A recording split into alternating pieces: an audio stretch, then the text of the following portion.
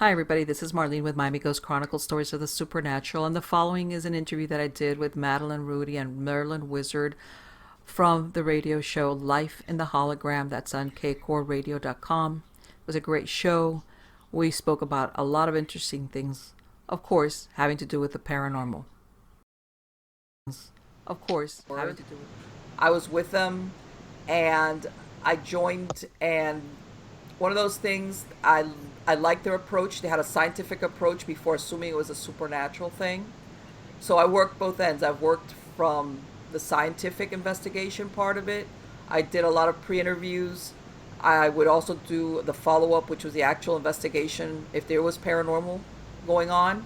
Uh, I was reliable, and I hate to say this, but people don't realize that first of all, professional, because you're going into somebody's house and you're representing, even if it's a foundation.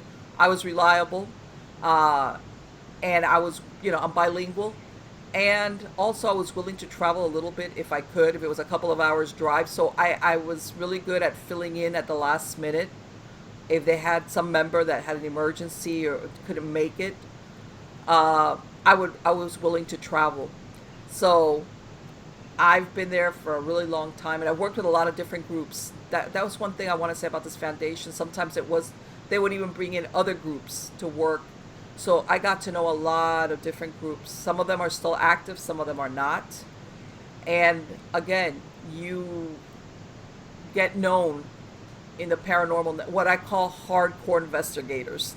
Okay, that there's Hmm. very few hardcore investigators that have been around for a while that, despite what people think, have a higher standard as far as accepting that something is truly paranormal. How's that? Um, Yeah. and and I want to, and I can say I was working in this field before the advent of so many gadgets that they have now. Hmm. That they have so many things, and even back then we still caught a lot of. I mean, before, I want to say there was photography, maybe face readings on temperature. You had EMF meters, which you have to be really careful with. Uh, that's why I'll tell you what, people ask me what's one of my best things that I work with, and I want to say my dowsing rods are, sometimes they can be slow depending, but I want to say dowsing rods are one of my best, how can I, methods of communications, or sometimes finding out if they've got portals. Hmm. And mine are very basic. I have very basic dowsing rods that I've had. I've had them for like 15 years. So, and like all of these, all instruments that you work in this field with, they become attuned to you as far as how well they work with you. Uh, in other words, I learned how to ghost hunt basic, and then of course, yeah, I've worked with a lot of investigations and teams where they have multiple cameras, all the gadgets, all the things to, for readings. I've worked all of that, and so I've seen that field grow. And the only thing I could say is I'm glad because it's made it more mainstream, and people are more willing to talk about their experiences. Like I tell them, I come from ghost hunting when the last thing a person wanted was a bunch of people to drive up in a van and a bunch of, spill out into the front lawn Yeah. and have their neighbors go, "Oh, what's going on?" It was like you had to be very discreet. Yes, Hold but that you were thought, asking me Marlene. about the hospital.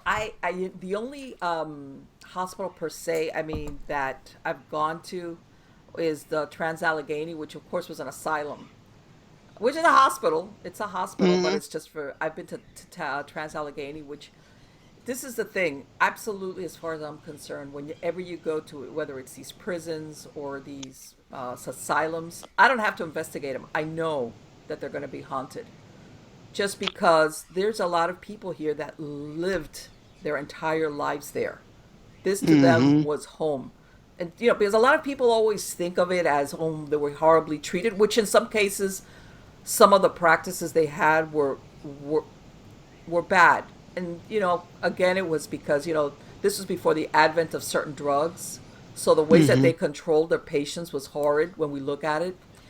But besides that, people don't realize that there was people that they weren't really violent, but because of some type of mental disease they had, they lived their entire lives there. This was their home to them. Yeah.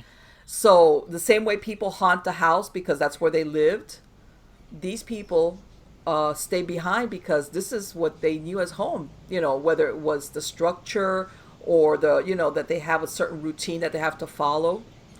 Mm-hmm. This is, that's, you know, but yeah, I went to Trans Allegheny, which was very interesting. Obviously, it's very haunted, and I looked at some of the case studies of some of the patients that they had uh, that lived there for many years, and that was like a sampling. So, like I said, most hospitals, and even modern hospitals, I tell people, hospitals, regular are hotbeds of hauntings, and because you have a lot of people in hospitals that sometimes pass away and they are unaware that they passed away. Mm-hmm. They could be heavily medicated, sedation, sedated. They could pass while they were being operated. They might have come in from some traumatic accident and they never regained consciousness, and they missed the transition part into the death state. So hospitals are very, very just because everybody thinks of funeral homes and cemeteries sometimes, but Mm-hmm. hospitals, absolutely hospitals, are gonna have a lot of paranormal activity. And Yeah, I would say so. I worked in a oh, hospital, there you go. Yeah. and my office was down from like it was on the fifth floor. So you got off the elevator and I had to make a left and another left. But this one room at the end of the Yes. floor, Hmm. everybody died in that room. Man, that was the I call it the one-way room. Yeah. Yes. Yeah. You went in, but you went out in a body bag. Yeah. Isn't it weird how some rooms develop Uh, certain yeah. reputations? Yeah. And I mean, I have a cousin of mine who she was a nurse for like 40 something years, and she's told me stories. And I've had other people come up to me and tell me, especially people who work, I guess it's because it's just more noticeable, work like the overnight Mm-hmm. shift where things quiet down. Uh, they'll talk about seeing dark shadows or seeing certain things, going into certain rooms, and sure enough, this person will pass away. And of course, this is more common, in either the ICU or Mm-hmm. the wings where they have people that are terminally ill. I had one gentleman tell me one time that one time they heard a woman scream, but like they were killing her, like a high pitched scream, and it was him and another nurse at the nurse's station. And they looked at each other like you heard, like when people look at each other, Mm-hmm. and they knew he had already checked on the patients on that floor, and he went and he checked, and all the patients were fine. They couldn't account for it, and he says it was so clear that it was like this person was somewhere on that floor. It wasn't like something that happened somewhere else and they heard it like a muffled. It was a very clear woman screamed hard, like in pain, terror, Yeah. that kind. And he just said he came back down and sat down next to the other nurse because she's told him, you go look. Why don't you check? Of course. I'll stay here, make sure, if any. And he says that, yeah, that happens on and off. And like exactly like what you said about that room. I heard about another room where the nurses they would leave. There was this one bed. You know how some of these rooms have two beds, Mm-hmm. and they have the curtain that divides up for like a privacy curtain between one bed and the other. And they said there was this one bed that was next to the window, which this would be like the last bed that they would assign somebody to, because always funky things. They would see movement, like if the curtain was drawn around the bed, they would see movement of the curtain when there was nobody in the bed. And it wasn't so much where it was like what you described, this is the bed where everybody dies. Mm-hmm. It was because the nurses felt really weird going in there. And even when they were attending to a patient in the bed right next to it, they would hear like really weird noises, or the flutter of that curtain. So it was like that room, and then if you had to give that room out, you would use the bed closest to the door, and then the last one, of course, would be that bed that they would assign to somebody. Would you say though, like let's say somebody in the ICU and they had them like in an induced coma, or maybe they were just in a coma, Mm-hmm. that if there was some spirit that was marching around and decided, oh, look, here's something, I can get into this body here You know, I want to and see what say happens. this is, I hate to say this, but people don't realize that this is when an attachment can happen. And let me Hmm. explain. Usually, if your aura is intact or in good shape, you even if you have a discarnate, like exactly like what you described, Hmm. somebody that died, and they either see somebody that they reminds them of their sister or something, whatever, or even like Hmm. attract light, who knows, whatever. Usually, if your aura is intact, they could kind of try to, but they'll. It's like no, no, no way, no entry point. But the thing is that your aura will thin out from emotional and physical trauma. Right. Okay, And so another. drugs. Oh, absolutely, drugs, without saying. And but that's what I'm saying. Let's say you're not a person that normally does has engaged in risky behavior. By this I mean drugs, heavy alcohol use. Hmm. Something happens to you, you have a really bad accident, physical trauma. You're taken in there exactly like what you described. You're sedated because they put you in a coma for so you to recuperate. Yes, that does leave you vulnerable. It's not an absolute yes, but yes, that's why there's people that go into the hospital and then come out with an attachment.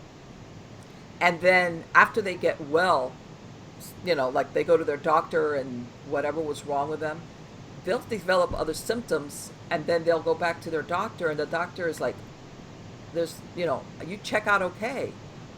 But they'll have certain pain, certain symptoms, and what it is an attachment. And when I did my hypnotherapy practice, I came across some attachments that when you start talking about the person as in, okay, when did you start experiencing this, you kind of trace it back.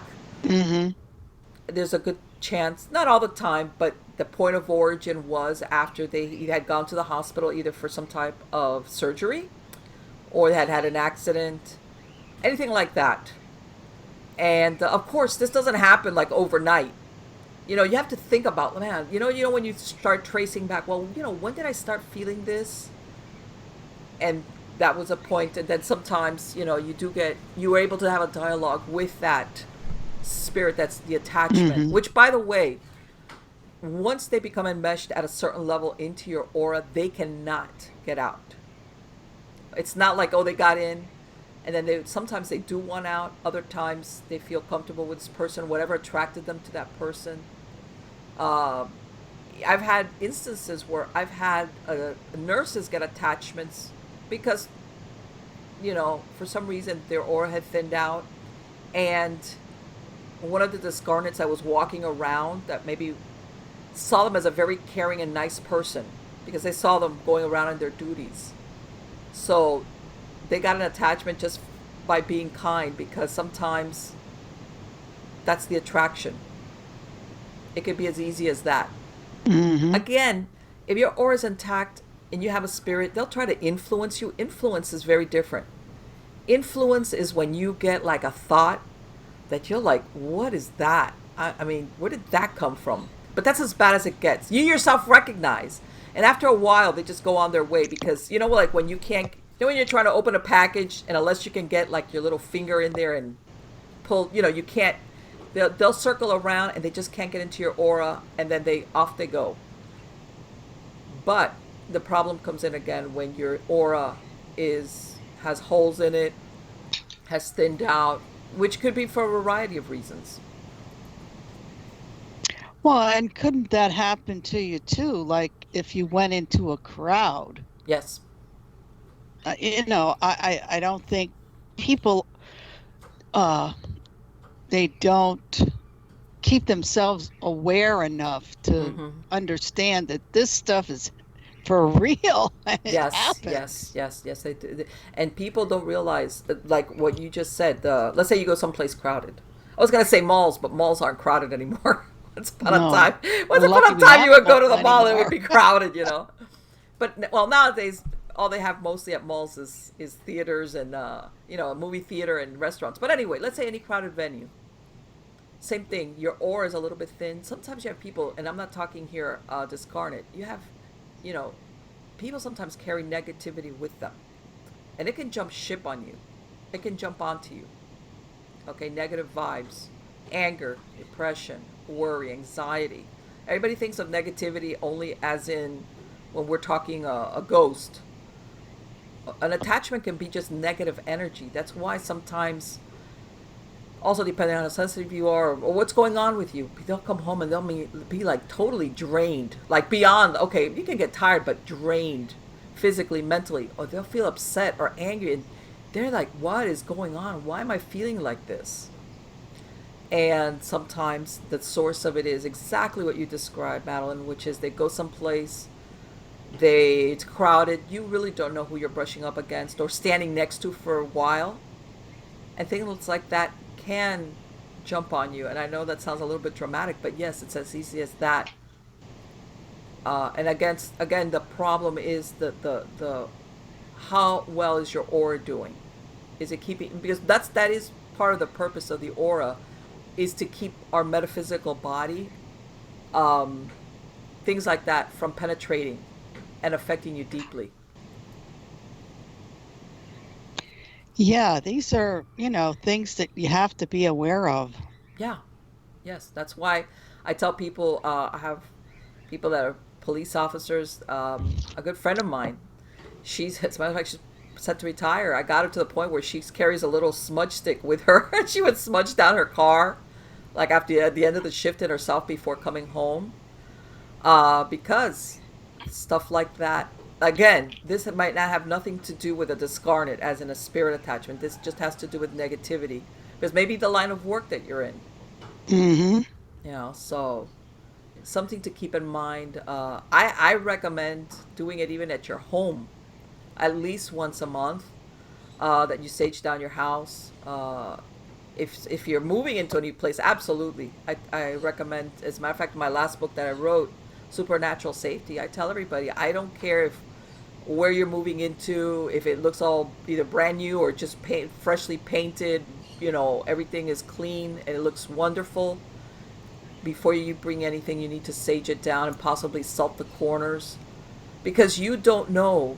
Let's take the ghost thing out of the mix. You don't Hmm. know what was going on in that household. If there was dysfunction, was there a lot of arguments?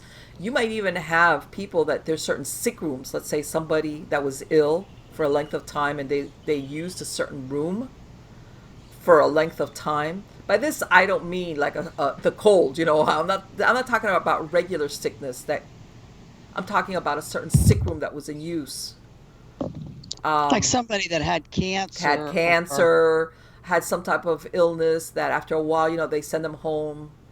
Um, I've even people, elderly, really elderly people, sometimes are suffering from dementia or symptoms of Alzheimer's, and they're given a certain room.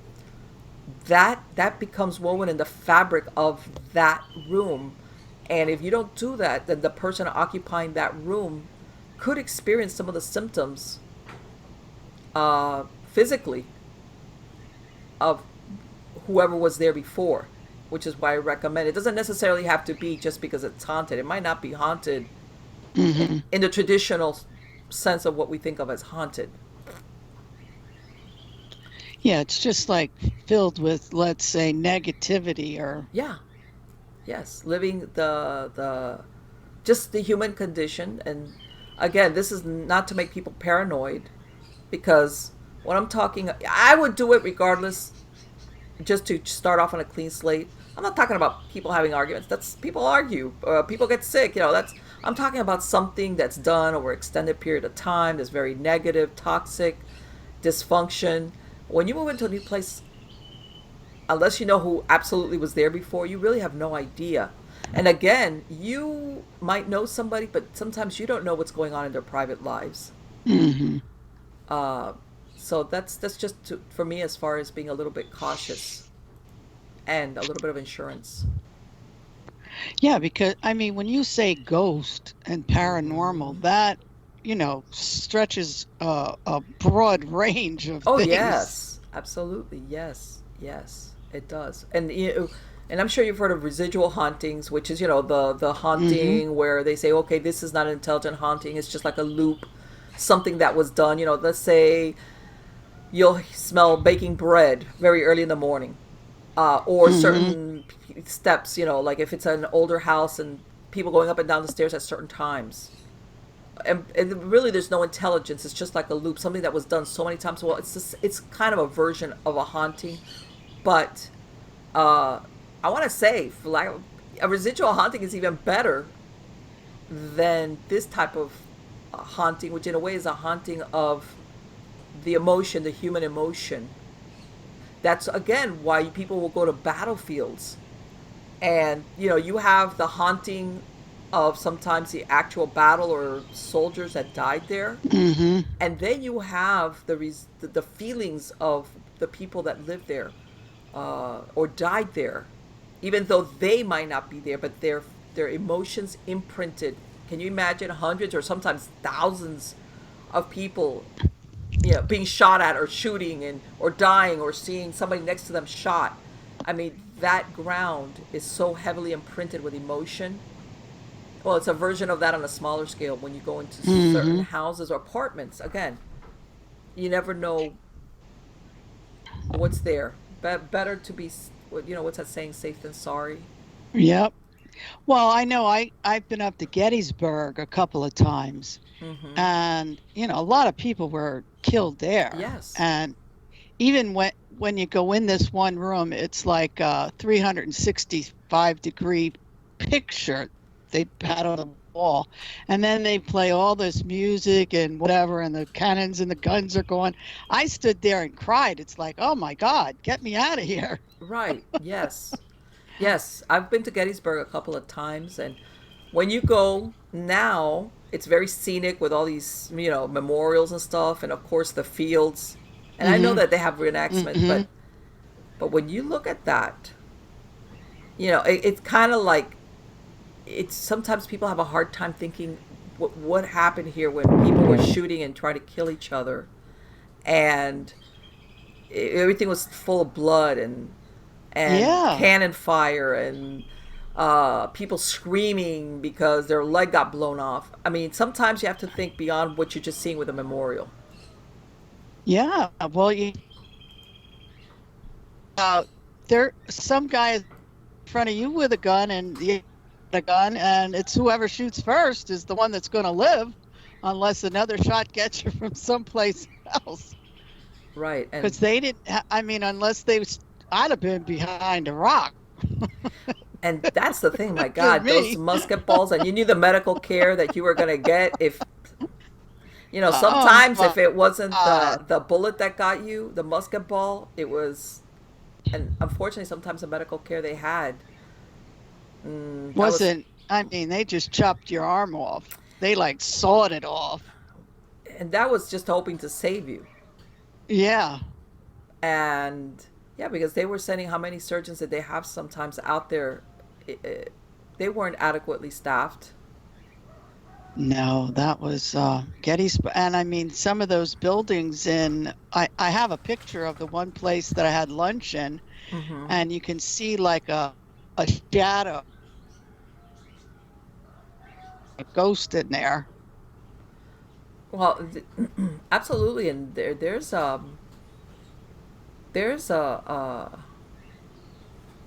a little, in other words, there's also, I think there's also stuff that goes on by the people that live there, because you always think of the war, but think about the people that Mm-hmm. live there. Can you imagine living and in a battlefield once they left, uh, and you had bodies laying out there? Yeah. That must have been a horrible place to live. Think about it. Here you, because let's face it. Like I tell them, Even now. yeah, yeah. I know there's still, every once in a while they do find some type of, they run across different type of paraphernalia, stuff that's in the ground. Mm-hmm.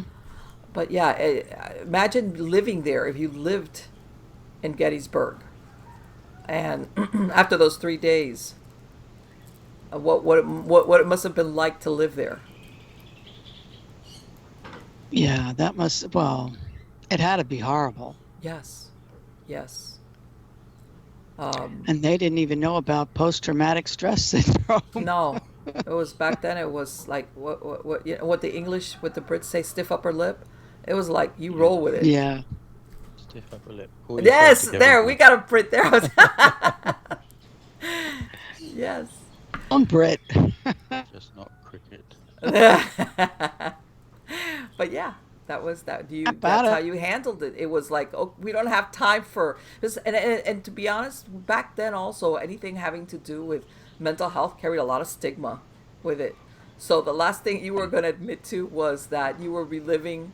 You were having to run into a closet because you were reliving a wartime episode or something like that. You just like last thing you wanted to do was be sent to a sanitarium or an asylum. So yeah, you dealt with it, in other words. But yeah, there's a lot of places like that, unfortunately, that we look at present day, and as much as we want to envision it, it's kind of hard to see how terrible it must have been when those events were occurring.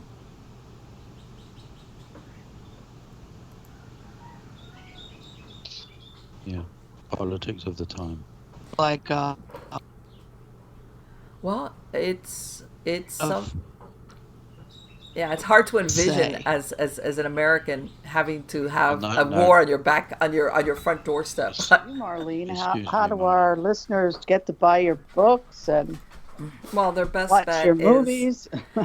you can go to marlenepardo.com or miamighostchronicles.com. As far as you can buy the books, you also have links to everything else. I'm on Amazon. All my books are on Amazon. But if you want to see, what's out there as far as the podcast or anything of that nature, miamighostchronicles.com or marlenepardo.com.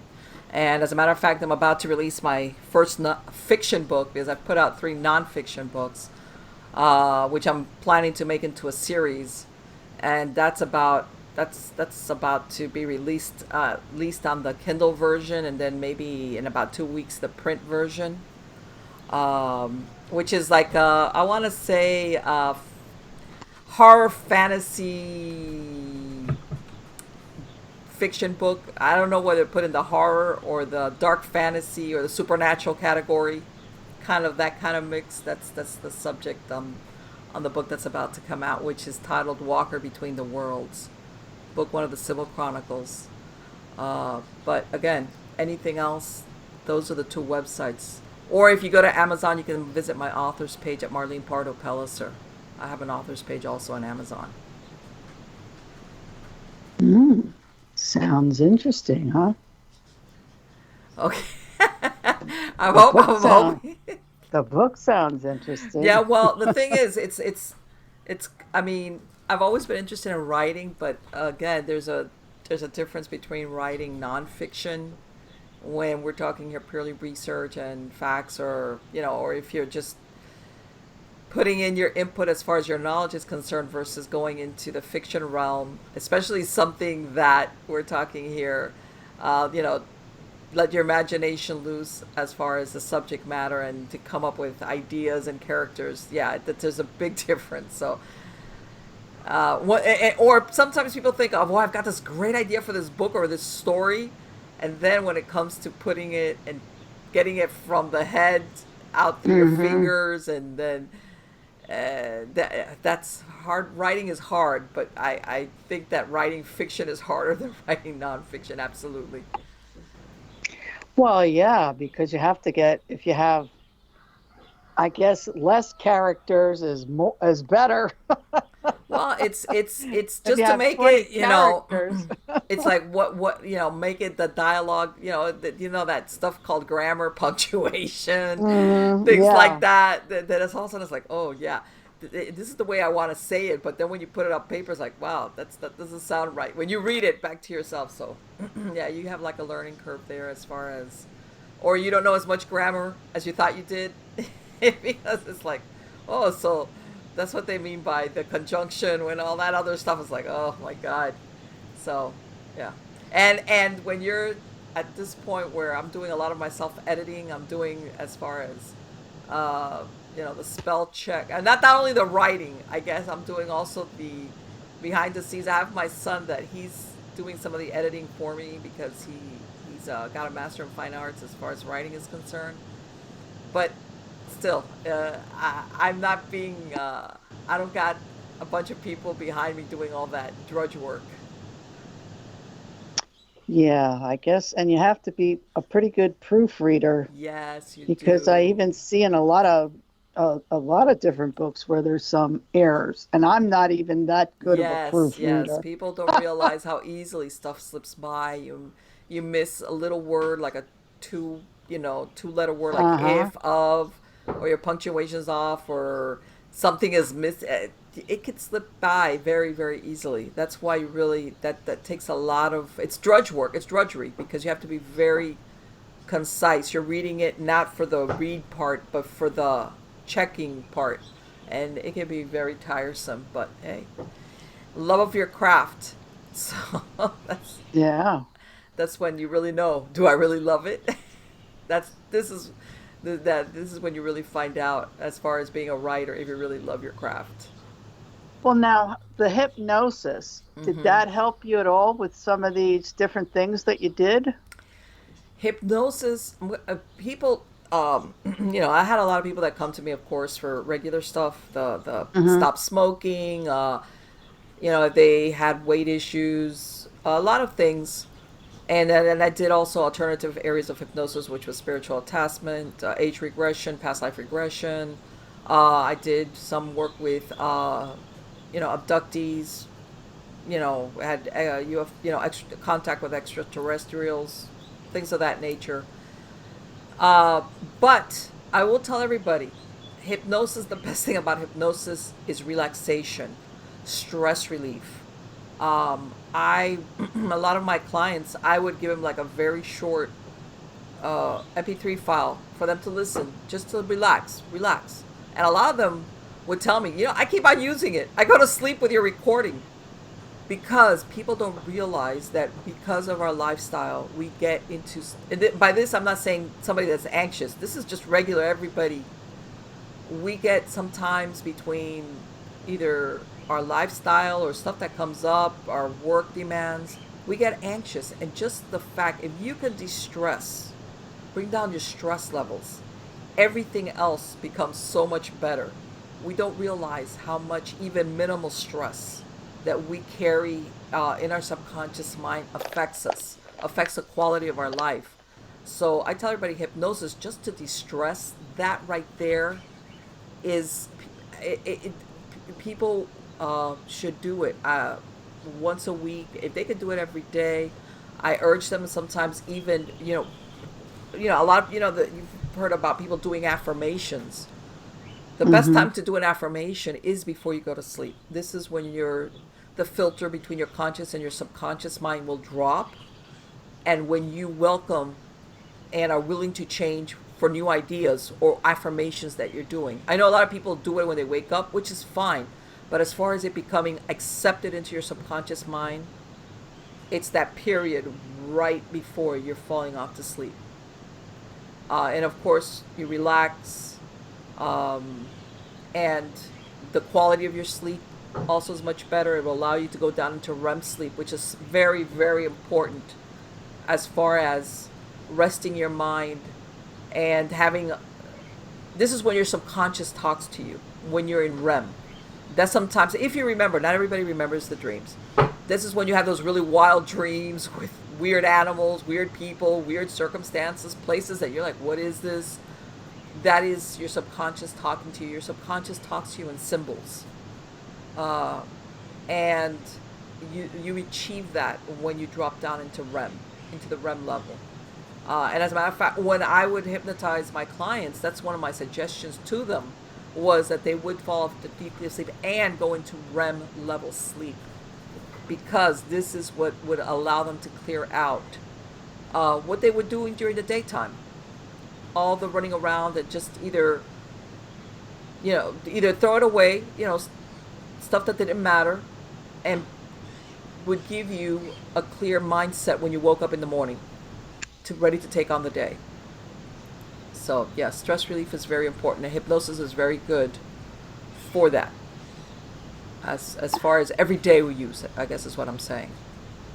Yeah, and you gotta straighten out your mind and your thoughts. Well, we're so inundated.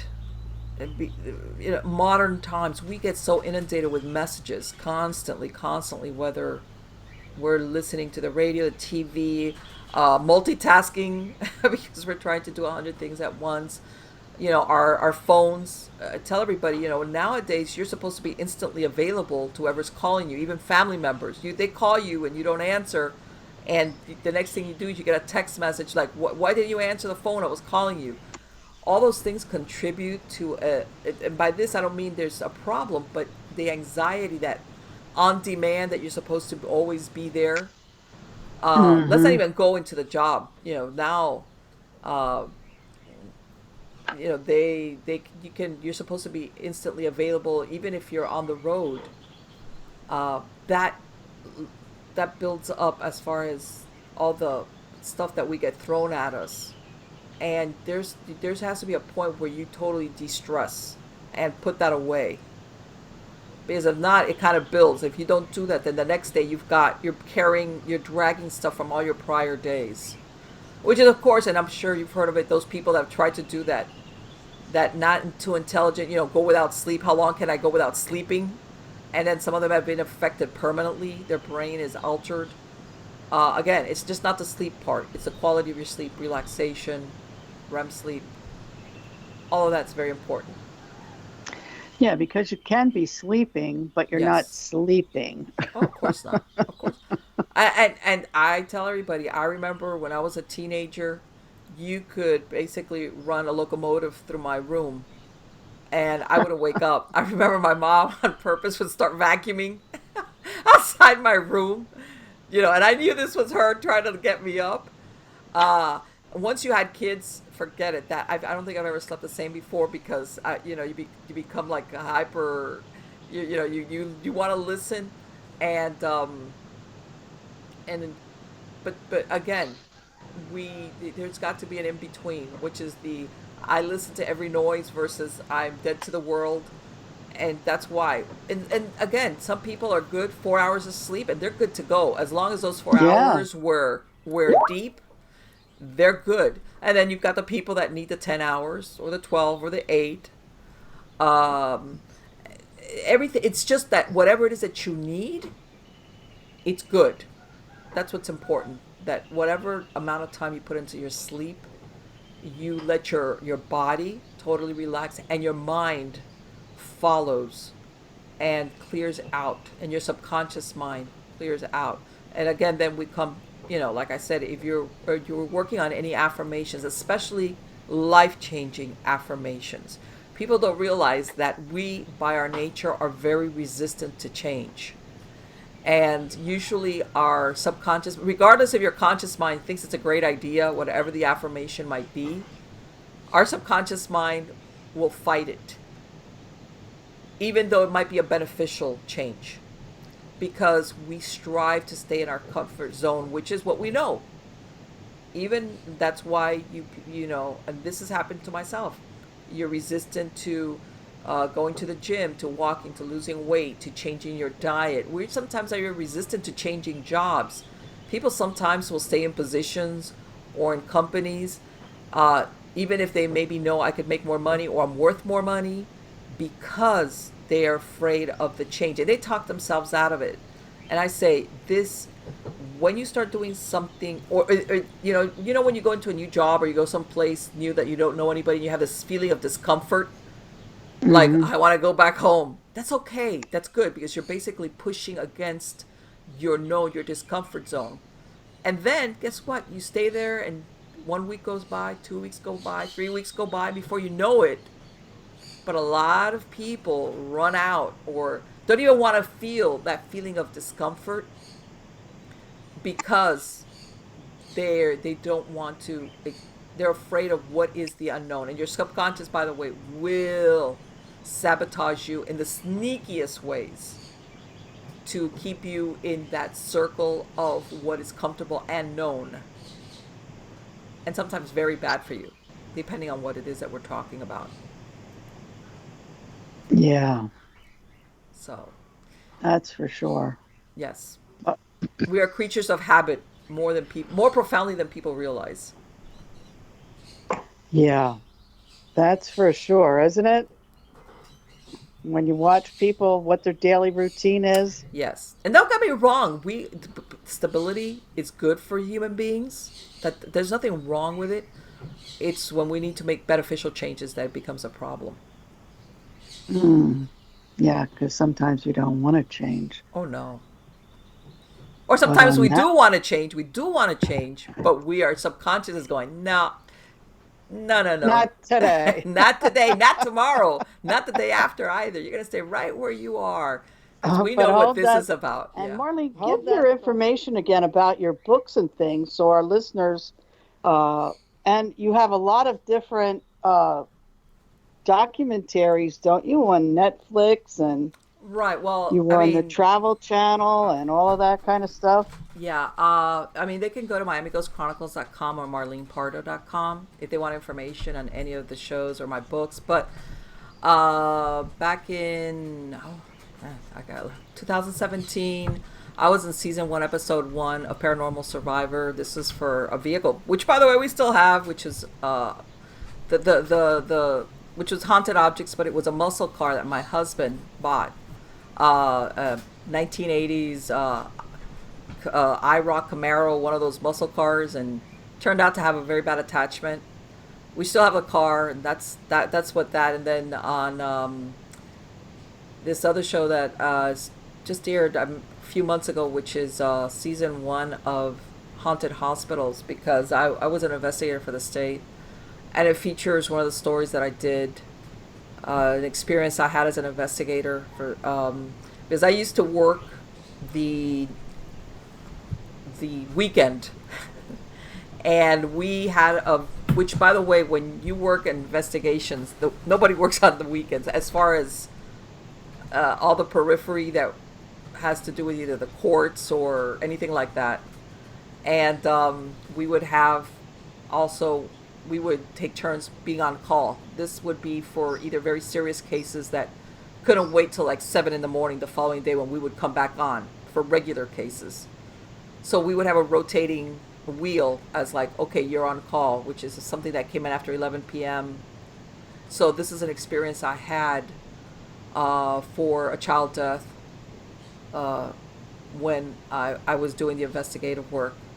And it was very unusual. I mean, I had a lot of experiences during the time that I did it, and again, like a lot of because sometimes we see a lot of these shows are people purposely looking to have the encounter with a ghost or something, and sometimes it doesn't happen that way. Sometimes it's when you're not looking for it that things happen. And as a matter of fact, you don't want it to happen, and that show that last one came out from Haunted Hospital that deals with that event about an experience I had during that investigation, that case.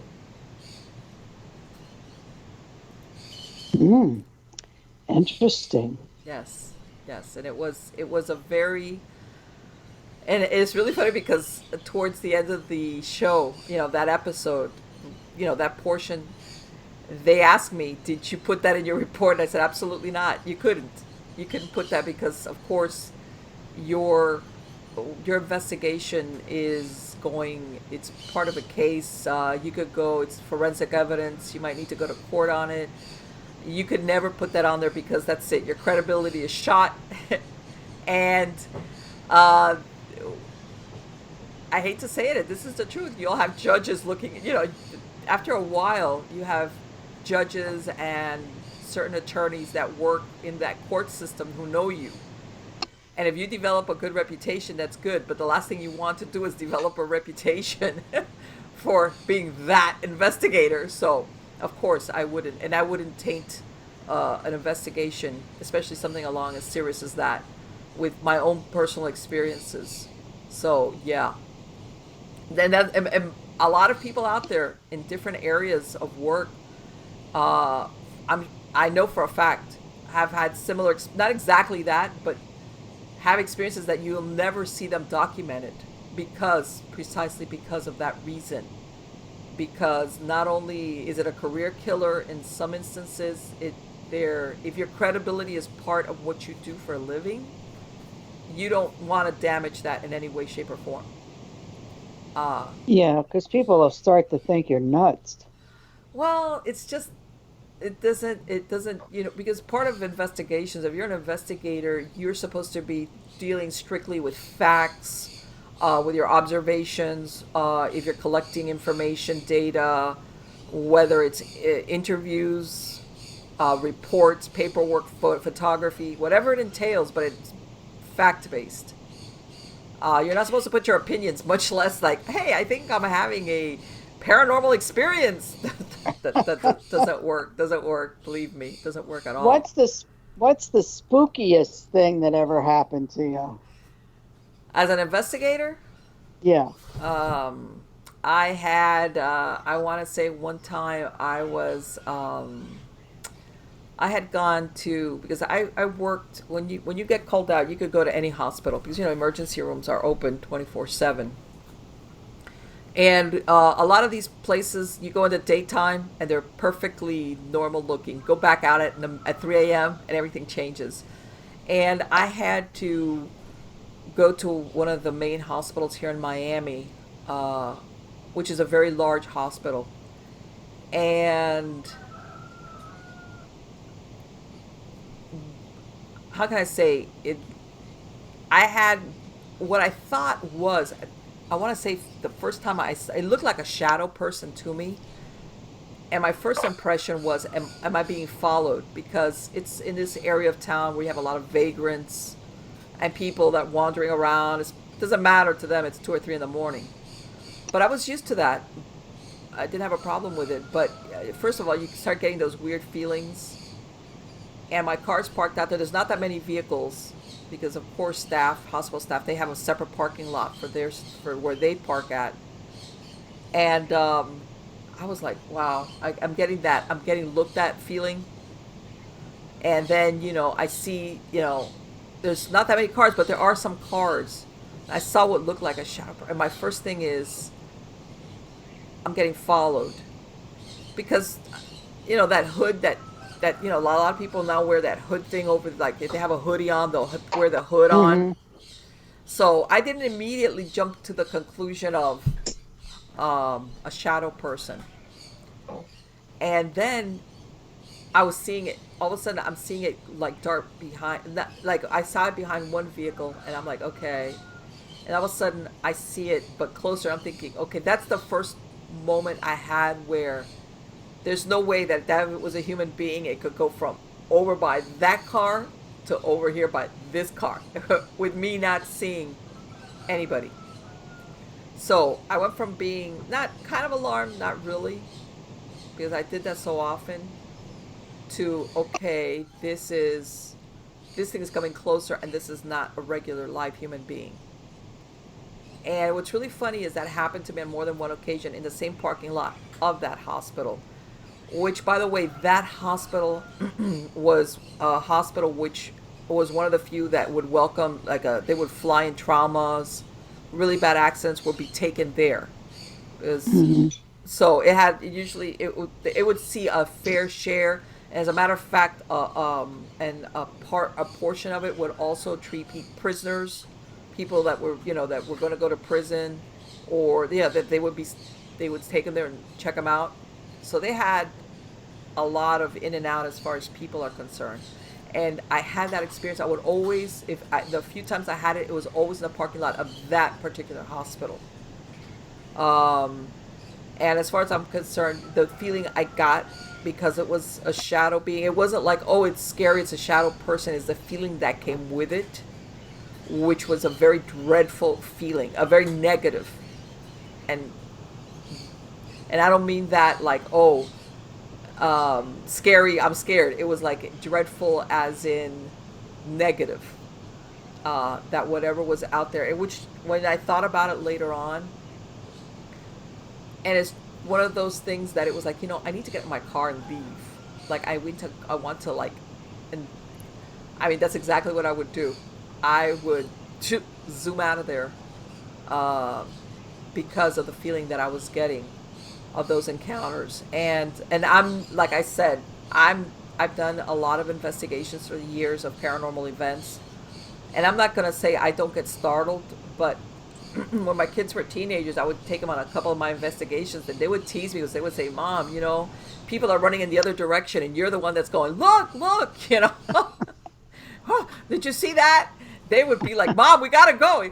So what I'm saying is, even I have that first startle. If that's what I'm looking at. So for me to say I'm leaving, I gotta leave like now, is because I recognized I'm not gonna stand here and try to do an investigation on shadow people. And again, it's because there's a spiritual turbulence that sometimes surrounds some of these places, just because the flow in and out of humanity, uh, is that it attracts that, um, and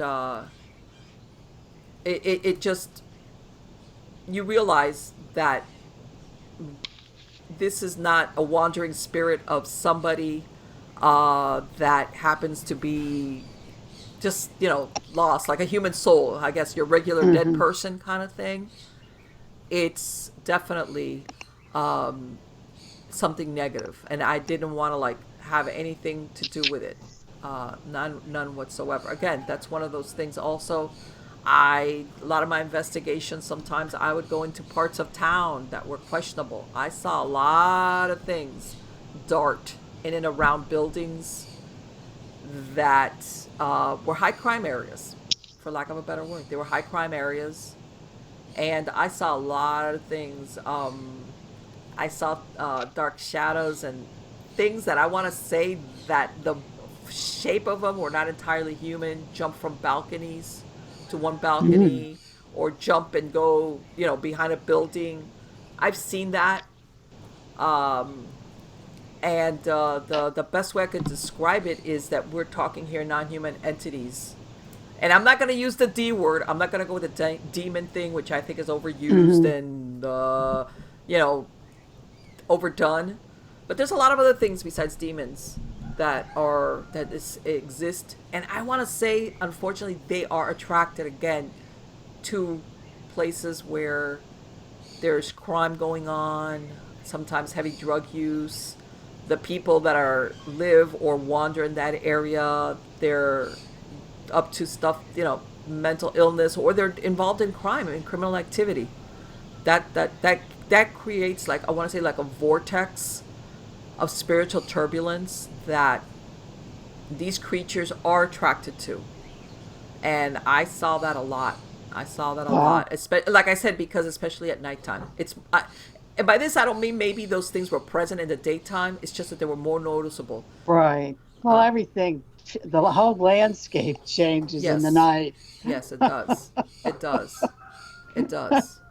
I've been in apartment buildings where I've been sitting and interviewing somebody, and I hear somebody coughing. And you know how some of these apartments buildings, they have really thin walls, like, and it's been like one of these like two plate, like a duplex, like it's just on two units.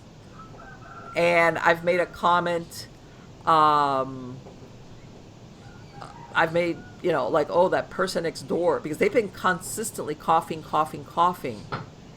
And I've said, boy, your neighbor's got coming down with something, and they've told me, no, nobody lives next door. Yeah. And I'm like, what? And then they look at me like, yeah, we hear it all the time too. And Huh. I took it in stride, thinking that it's their neighbor coughing a lot. Until I even made the comment, wow, that person sounds really sick. It sounds like they're coming down with something.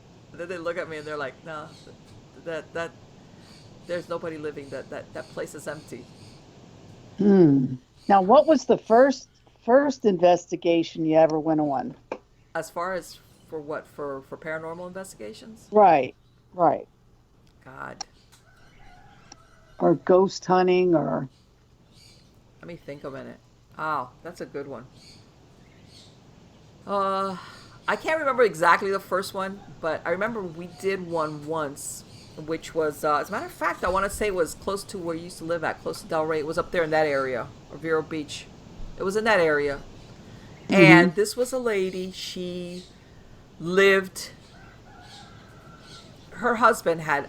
It was her. She lived in a house with her husband. She had started experiencing some hauntings, and she had lived for a few years in this house. Had not had any experiences.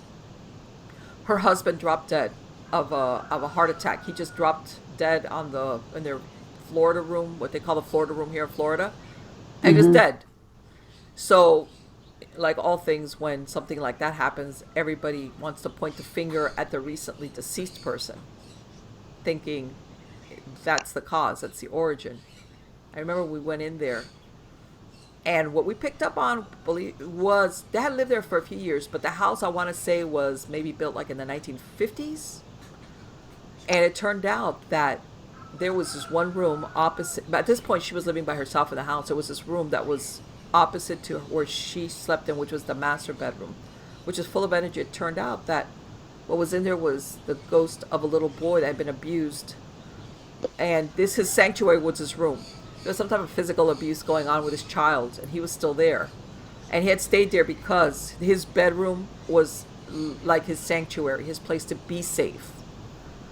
And it was something that we weren't prepared for, like I said, because the usual suspect is the husband who died suddenly, the one that you always think that's the one that's going to be haunting. He wasn't there. He hmm was gone. He was gone. He was fine. In other words, even though he might have dropped dead, he was He not was there. out of here.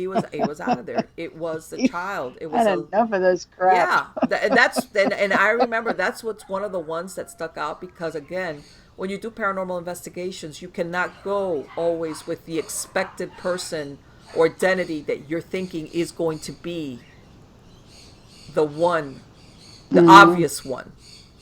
And if you're an investigator, you always leave the door open. Yeah, you might have that one. I'm not saying not, but there's always a possibility that there is something else there that is keeping a low profile. And that was also part of that haunting that this child did kept as a spirit, as a ghost, kept a very low profile.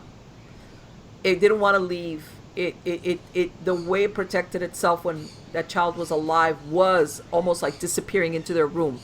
I don't want to, I want to keep a low profile so that because it was an abuse that was happening from somebody that lived in that house with them. So this is the way it kept doing what it was doing in life, which hmm was to not be out of sight, out of mind kind of thing. And that was one of the first that I did um, that I can remember because I've done a lot. I've done Madeline. I've done so many cases. Um, I'm sure.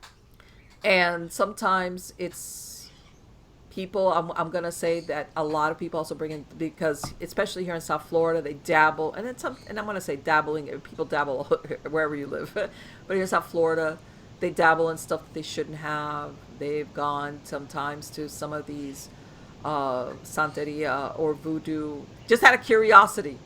They go to and they don't understand that in the practice of this they use discarnates for divination purposes, and they will have a lot of discarnates sometimes hanging around, and they can pick stuff up.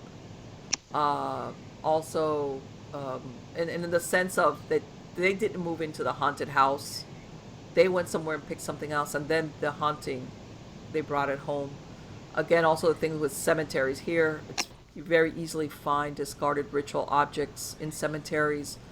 There's also something a phenomena people are not aware of, which are called cemetery sentinels, which are non-humans. That's a big problem if you run afoul of something like that. These are beings that are attracted because there's a certain amount of mourning, of anguish Usually you'll get that as the cemetery starts growing. So they can be the people they can be placed there. They can be invoked and placed there. But sometimes they're attracted after the cemetery gets X amount of burials. And then there's just and it's an active cemetery, in other words. Certain amount of burials, certain amount of uh, people going there either initially at the burial or when they come back to visit a grave. If you start, especially people that go in there, not the people that go in there to visit their loved ones, it's the people that go into cemeteries and they desecrate. They're asking for if there is a cemetery sentinel. I don't know how else to say it. They have no idea what they're letting themselves in for, or they take things because this is not. If you get an attachment from a cemetery sentinel, this is not a question of because this is almost, I want to say, on the level of an elemental. This is not a question of an exorcism. This is a question of breaking the ties between you and this thing. You can't really exorcise it. It's not trying to possess you in the sense of what we think of a possession. It's just that you're in its crosshairs, and it's trying to punish you. And you got to break the connection. And an elemental doesn't have a moral compass the way we as humans see it. You see what I'm saying? It's very difficult. It's not love. It's hate. It's not bargaining. It's just so sometimes people have a hard time understanding what they're dealing with. It's breaking the connection. That's why I'm saying when people sometimes are going to cemeteries, and I've done it myself for investigations. Besides, what you might run into there, I tell people sometimes people will dispose. Either they do rituals in the cemetery, or they will dispose of materials inside cemetery grounds, because sometimes some type of rituals involves using cemetery dirt, or they're invoking or using a discarnate and they leave it behind in the cemetery, like so it won't follow them home. So sometimes you will have spirits inside cemetery grounds that not necessarily were buried there, or people. I've gone to cemeteries, and if you can't get into the cemetery ground, you go around the periphery, depending where it's at, and you will find candles, burnt out candles, stuff that's been used. And you might look at it, and I've seen Bibles that have been like that you could tell they were part of ritual use, and a lot of things in and around cemeteries. Besides the regular old dead person that's buried there and just hasn't figured out they're dead, or they're just stuck by their body trying to figure out like what happened. There's a lot of darker stuff that comes with what. Yeah, I was down in Louisiana. Where is it that they have the Mardi Gras? Yeah, New Orleans. Right, and they have cemetery tours. Yes. Yeah. Let me tell you, I don't know. That was a big mistake. I haven't been to New Orleans, I want to say, since like a long time ago. I want to say since like 1990. I haven't been to New Orleans. And I know that the cemeteries, everything is above ground over there. And I know that some graves, like Marie Laveau's and everything, you've got people, but I guarantee you that people go in there to do some stuff. I don't know if they're more careful now. Like lately, a lot of cemeteries now they don't let people in like after a certain time. Right. But historically, yeah, cemeteries were known for the place to do certain rituals and spell work, and just like because. Burke and Hare. Yes. Like Burke and Hare in London used to take the bodies and sell them to surgeons for There you go. cadaver. Yes. Cadaver explosions. And people don't realize well, now it's more difficult, but use body parts from a live person for necromancy. It's not necessary. You always think always of like the medical, like what you were talking about Merlin, about the grave robbers, as far as using the bodies for anatomy courses.